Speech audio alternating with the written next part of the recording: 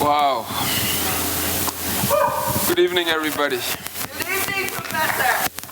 I am so humbled, but I am so pleased.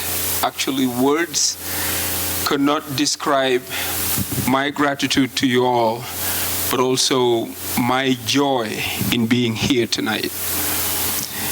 And I will tell you why. Your presence here confirms what my father told me years ago.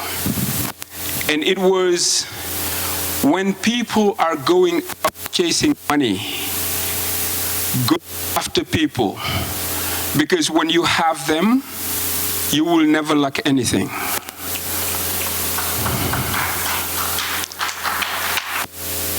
You know, at that time, I did not understand at all that my old man was teaching me about social capitalism. We all need social capital in our lives. Money is good. All of the others that money can buy is good. But what is really important is to know that you can depend on people in times of need. And that's what your presence here tonight certifies for me. Because I do not think I deserve all your attention, or I deserve the way you came up tonight through the snow, through the cold, just to celebrate this humble human being. But before I go any further, I would like to recognize a few people. I mean, some of them you already saw them on stage. Of course, number one is my queen of 24 years. She is the person who really keeps me grounded. Whatever I can do today, or whatever I am able or I am allowed to do, it's because of her being on my side. And I'll come back to that in a little bit. The second person is here tonight, and his name is Gilbert Sanchez. Most of you don't know Gilbert. Gilbert, if you can stand up, please. The reason why I'm mentioning Gilbert is that his company, Jenny King of Colorado, gave me a chance to become a business owner back in 2003.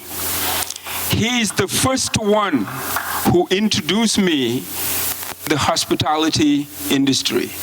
He taught me how to make beds, how to vacuum the rooms, all of those stuff, because whatever I have now my employees doing, I've done it myself. And I learned it from this man right here. He's a friend to me. He's a brother. He's also a business mentor to me. So I had to say that in front of everybody. Now, the other person is not a friend. He's a brother to me in the deepest and literal sense of the term, and that's Papa. You know, he's always accusing me of being old, but I will tell you tonight he's the one who's old, because he said we know each other since like for 20 years. Brother, we met in 2001. I even remember the date. So it's more than 23 years, okay? But I just want to say this. You know, having all of you here tonight just warms my heart. You know, this book is not about me. This book is a community service. And service will be the word for me tonight. I'll come back.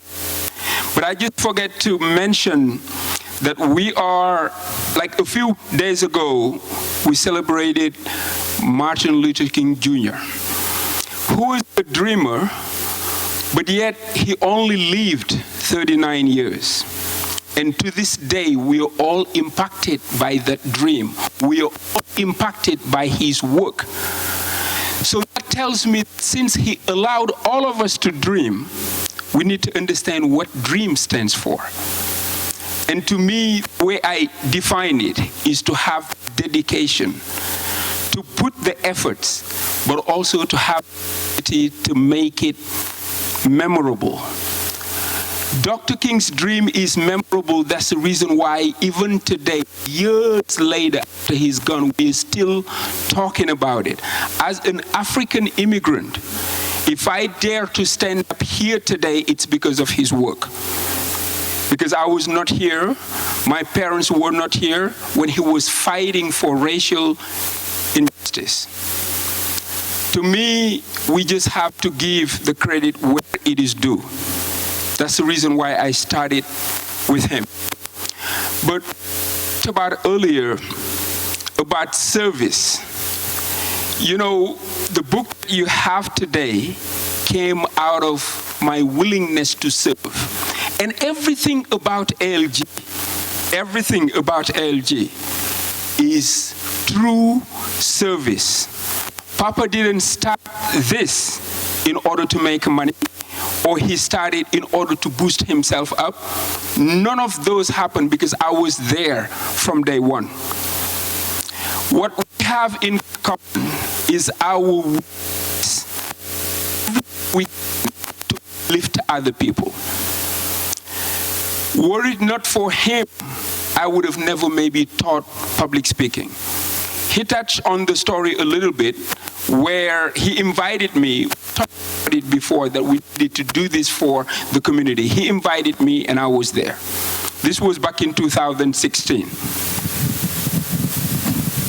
So when I was there, I think Sylvia is right. She was in cohort 1 or cohort 0, however you want to term it. And by the way, don't count on me on being the judge who was the best class, because I can't do that. So honestly, Papa invited me in the class and I attended. I started to talk. He just slipped out of the room and left me there. So I started to teach. So if I was not willing to serve, I am telling you, this book would have still been a project. Because I started literally writing this in 2013. My daughter there, who was selling the books, Fatu, was only 2 years old. And she was reminding me the other day, I still have that paper that I was writing on, that she messed up everything and just ran away. Her story is in the book. I have to tell everybody. She's the reason why I didn't finish it fast. No, I'm just kidding. But I'm telling you, I am telling you, just as I mentioned in this book, why did I choose to write on success? When countless other books were already written, but I said they were written but not in my perspective. They were written but not by somebody like me. You know, in 2000, one of my students, because I was teaching French in Kansas City, Missouri in 2000, one of them told me, Mr. Mbaye, you were very confused. And I said, why? He said, you are an African, you speak French, and you live in America. And I was like, well, I don't know. Is that confusion? But, you know, years later, I came to realize what she meant. It was just that I was a complex man. And we are all complex, aren't we? But some, to some degree, others in different areas. When you have more than 3 or 4 languages in your head, you are bouncing from one culture to the other, that makes you a complex man. So the book could have never been something this simple. That's why I have to say I'm sorry if you don't speak French and if you don't speak Wolof. Because Papa would always say this, when I'm excited in class, I always speak Wolof and let him do the translation. So this book is no different. You will find areas where I was speaking in Wolof. But then I'll always try to give the English rendition. I'm not saying translation, because sometimes translating your thoughts in a different language is very, very hard. And that's where Butterfly, this sister, came in. You know, English is my third language. For me to write in it, of course, I would need help. Because sometimes I say things on my own way, translate it, and this, I think, whoever attended public speaking would hear me say that. You have to think in English in order to speak in English. But most of us as immigrants, what we do is that we think in our own language and then we translate it into English. And sometimes it doesn't make any sense at all, because it was not meant for that. But that's the complicity that I'm talking about, how complex we are. We are Africans, we are immigrants, but then we live in America. You know, there I would like to stop a little bit and say this. Whoever was born in America, whoever is an American citizen today, I cannot thank you enough. Because were it not for your openness, I would have not been here, even to be what I am today. I've been in other countries. What happens in America, the way that they welcome immigrants, I have not seen it anywhere else.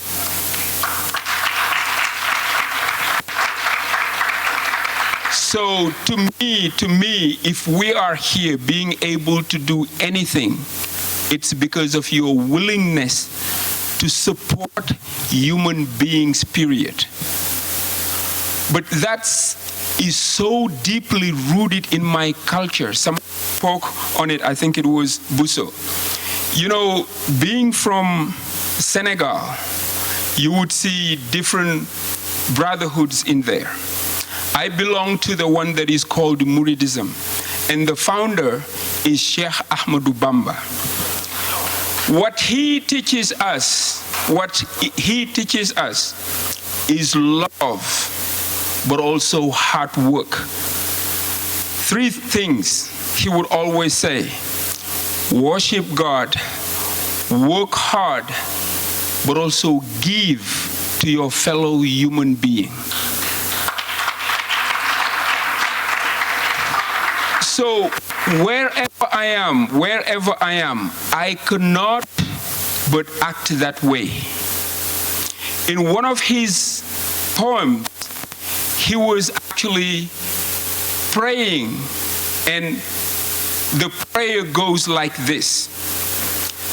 He's asking God to actually have mercy on every single creation. Not the black people, not the white people, not the animals, but every creation. That's how big his heart was. So whatever you see in me that you like, know that I got it from that person who is my religious leader. You know, the book, I think it was Amadou who said the terms that I use, Bëgg Gëm Jëf. Bëgg Gëm Jëf was actually created by Sheikh Ibra Fall, who is his disciple, who is the disciple of Sheikh Ahmadou Bamba.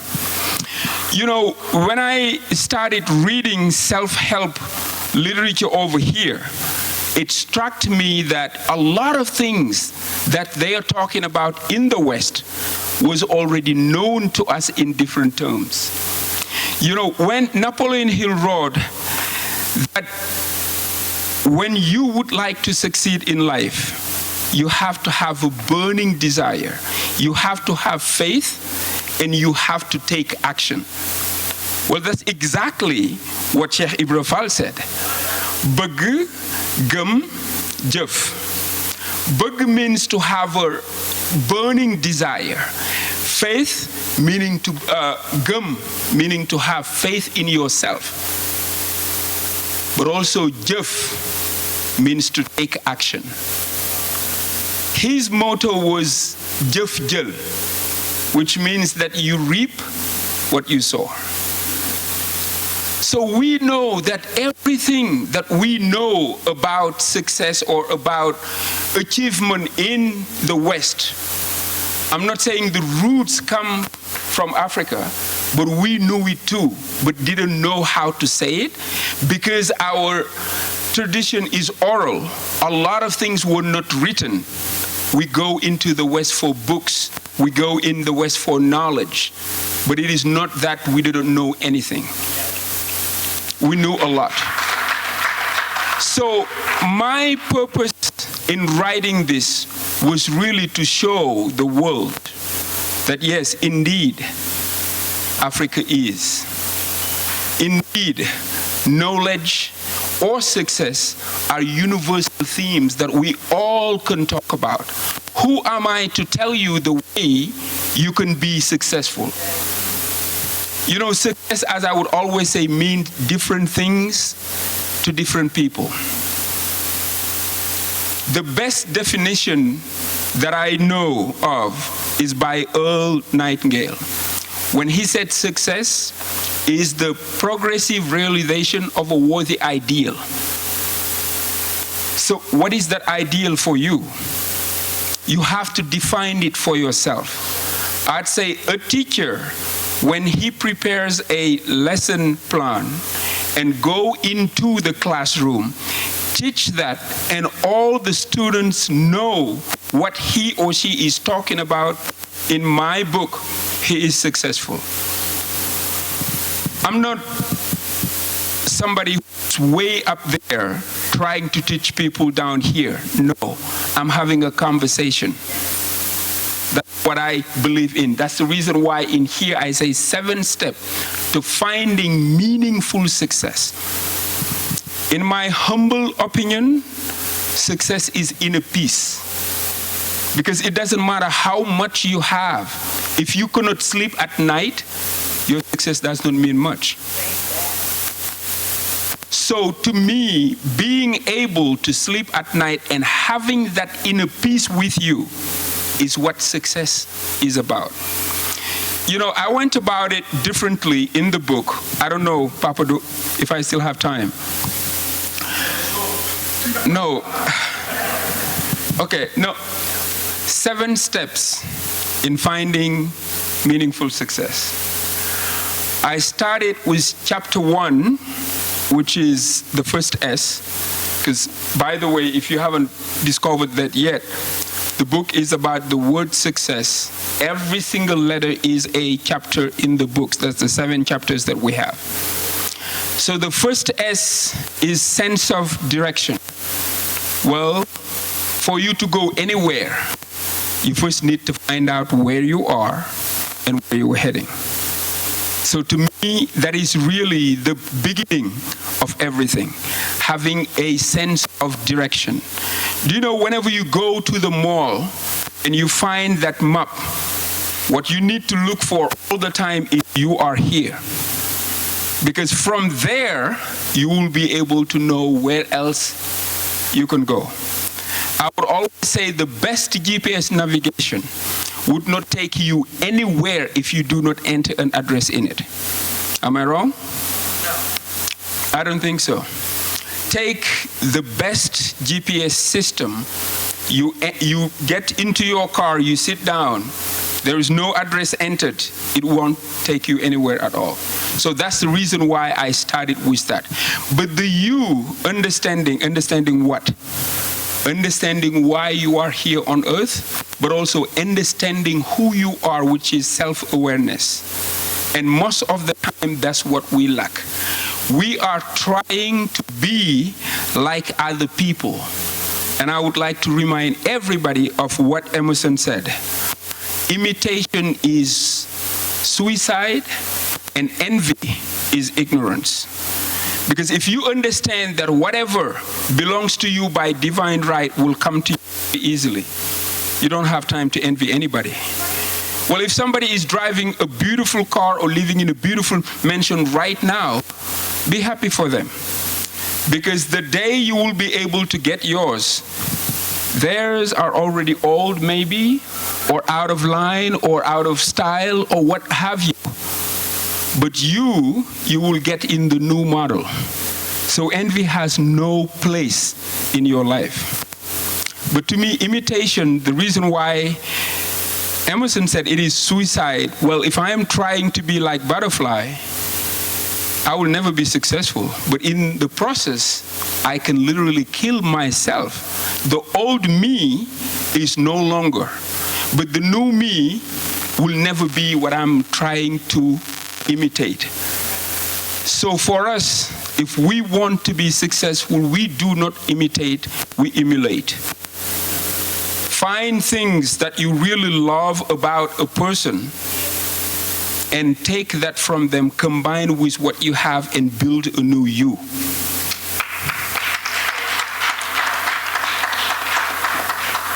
That's what I discuss in understanding. But then we moved on to the first C, commitment, where I talked about my story, Papa's story. Uzi touched on it earlier when I lived in a kitchen. To me, all of those stuff that showed me that I was going somewhere, even though I didn't know it at the time. But I've always wanted something more. I always wanted to be somebody. I heard Dr. King talked about this when he said the principles of somebodyness. Because we are all somebody. But some people, because they have a different agenda, they want you to believe that you are less of. They want you to believe that you are not enough. And to me, being a believer, I know that God is perfect. God is the Almighty. Why would He make anything that is not complete? Why? The reason why He made us this way is because He wants us. He knows that we are successful. Let me give you an example. If you have anything like a phone, a car, anything that the manufacturer made, they can guarantee it to work because they made it. They know what's in it. But why sometimes it does not work? It's because of the way we use it. Because most of us do not read the manuals. And as human beings, when God created us and put it on earth, we came with a manual too. For the Muslims, it is the Quran. If we understand it, read it, and apply it into our lives, it is our manual to succeed in whatever else that we want. For the Christians, it is the Bible. For the Jews, it is the Torah. But sometimes that's what we lack. We think we know better. We can go about it. Well, I think I'm the first one to tell you that I don't read manuals at all. I'll always try until I fail, and I make a big mistake that now the manual can't help me anymore. That's where this title came from. We are all fated to win if we understand what winning is. I'd always say, I think it was Alan, he asked me, what do you want people to say from the book? If you could put it in a nutshell in one word. I think about it, and I said, run your own race. Run your own race. If you are better today than the person you were yesterday, no matter how small it is, to me it is a win. No matter how much you have, and this is a literal translation from Wolof. In Wolof, it will be do barile so gene gislo mo. And it means that no matter how much you have, when you go outside, you will see something that does not belong to you. That's the wall of wisdom. I don't know if the English translation makes sense, but that's exactly what it means. No matter how much you have, when you set foot outside, you will see something that does not belong to you. So then to me, understanding these principles, that's what I was trying to convey in the book. Commitment is something that you cannot do without. You have to set goals, but you have to be committed to them. It's not like I want to do this today. Tomorrow you completely forget about what you said yesterday and you start new. Well, if you do that, Wolof is coming again. It's like amda tojnda taxula barinda tojit ding ko bari le lol waye do am fo def ndox. In translations, it means if you have a pot where you put your water and you break it, you have another pot and you break it, you will understand that you will have a lot of pieces, but you don't have a pot where you can put water. So what I mean by this is that you have to know what you want from the get-go. You have to understand why you want that, but also you have to be committed to the steps that you need to take to get there. The other C is courage. We all need it. It's not the courage that you need to go fight the 200-pound guy outside or fist fight. No, that's not the courage that I mean. The courage that I really mean is being able to fight with yourself. Because sometimes you would want to do something, but if you do not have the courage to say no to other things that you want in order to get what's more pressing, you won't go anywhere. But also you will have to have the courage to say no to the naysayers. People who do not believe that you can't do this because themselves they can't. And sometimes they mean very well. In their mind they want to protect you. But hey, as Fish told me, I don't know if he's here around, he once told me, yeah, Fish, my brother over there, he taught me that wisdom. Do not worry if people agree with your vision. It's just because it was not given to them. God gave you your vision. He didn't give it to somebody else, so that somebody else can't know what you are about. So whatever it is that you set out to do, if you analyze it and it is perfect for your life and it is approved by your maker, I would say go for it, no matter what people say. That's 2 C's, right? Okay, the other one, that's the E. It comes with effort. And that's what Sheikh Ibra said about jëf. Bëgg, gëm, jëf. And I call this a three-legged stool. Bëgg, gëm, jëf. Whenever one of the legs does not stand, you cannot sit firmly. Have a burning desire about something, but you don't believe in yourself that you can get it. No matter how big or no matter how great your actions are, you will not be successful because you don't believe that you deserve it. You don't believe that you can do it, therefore you can't. Henry Ford said, whether you think you can't or you can't, you are right. Simple. It's all up to you. Whether you believe that you can do something or you can't do something, you're right. Either way. So then that belief is important. But let's say you believe that you can reach the moon. You take all the actions, but it is not something you want. There is no burning desire there. That also will not lead to success. The third type, and I think is the worst one, is you really have that burning desire. You believe that you can do it, but you go to sleep all day long. You don't do anything. You don't lift a finger. That also would not work.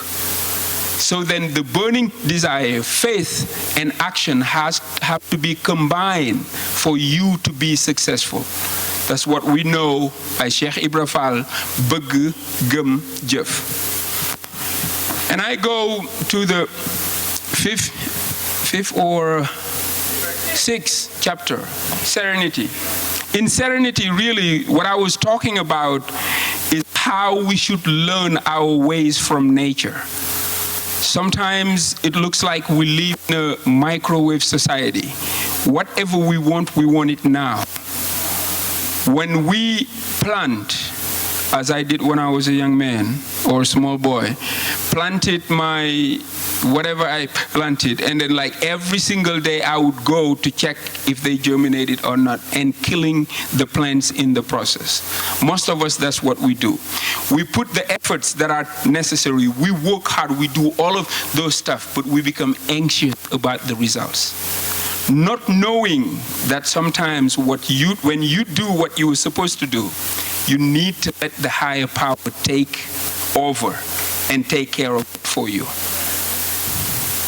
We truly have to believe that.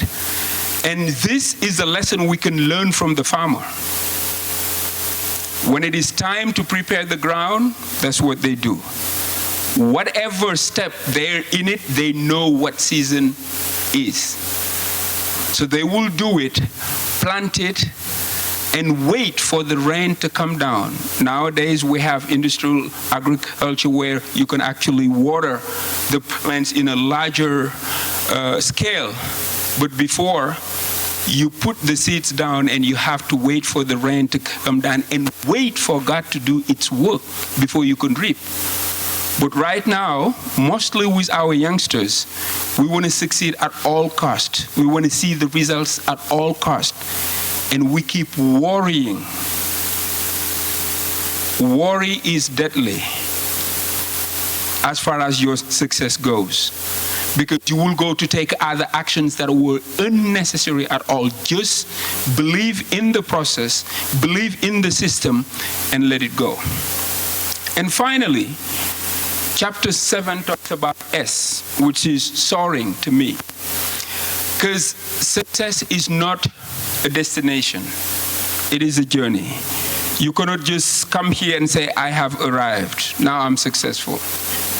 Well, what you have to understand is that if you do not grow, you die.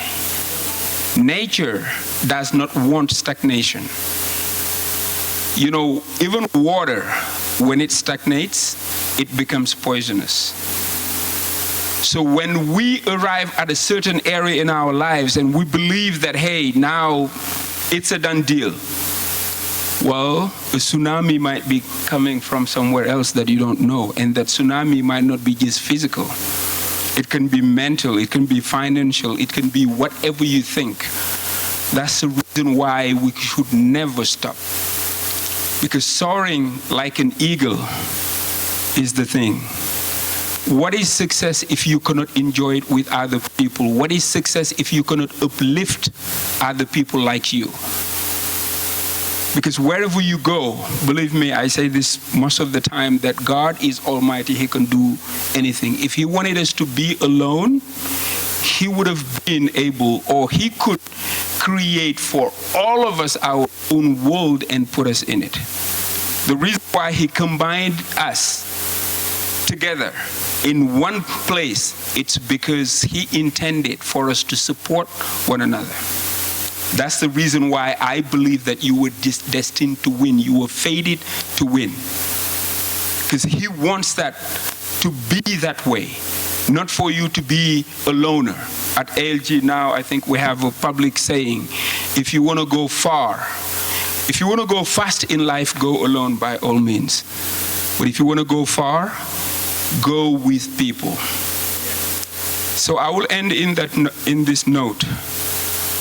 What you are seeing tonight, whatever it is that you might admire, that you might want, just know that it happened because one person had a vision for his community to do something bigger and better.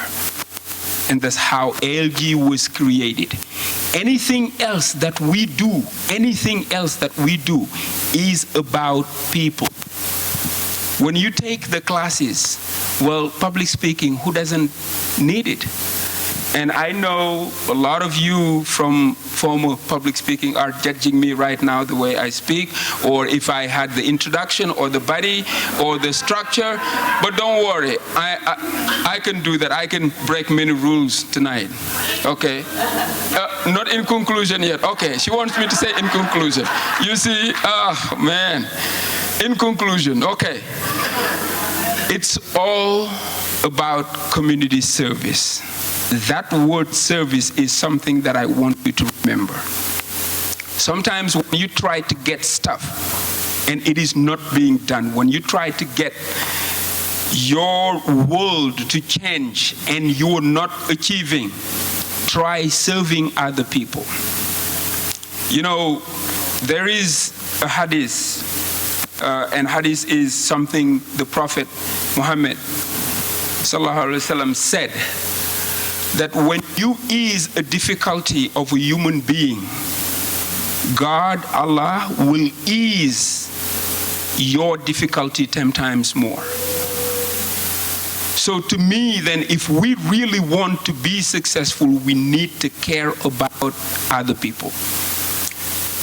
Papa said, if you're around here, you will hear Zig Ziglar. Yes, because I learned this from him, and ever since, that's what I'm using.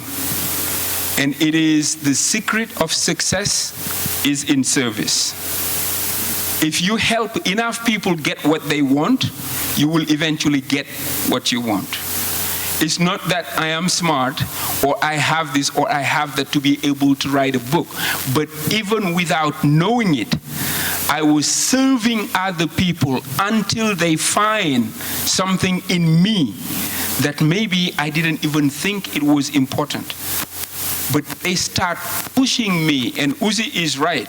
He would call me every Tuesday or every Monday, Professor, where's the book? Professor, where's the book? Professor, where's the book? So at the end, it was like, well, even if I don't do it for me, I have to do it for them.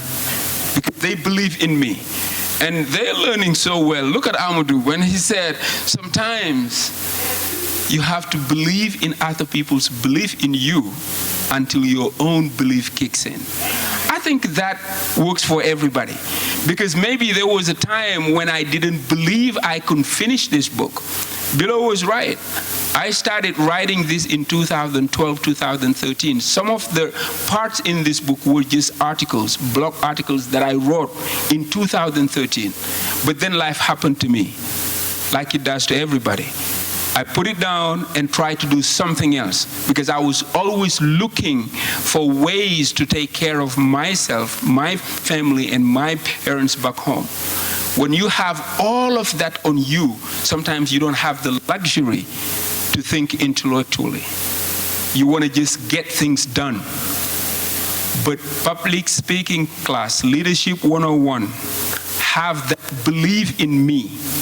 And I have that belief in me, and I believed it until my own kicked in, and I started to write and sending it to my sister right here, Butterfly.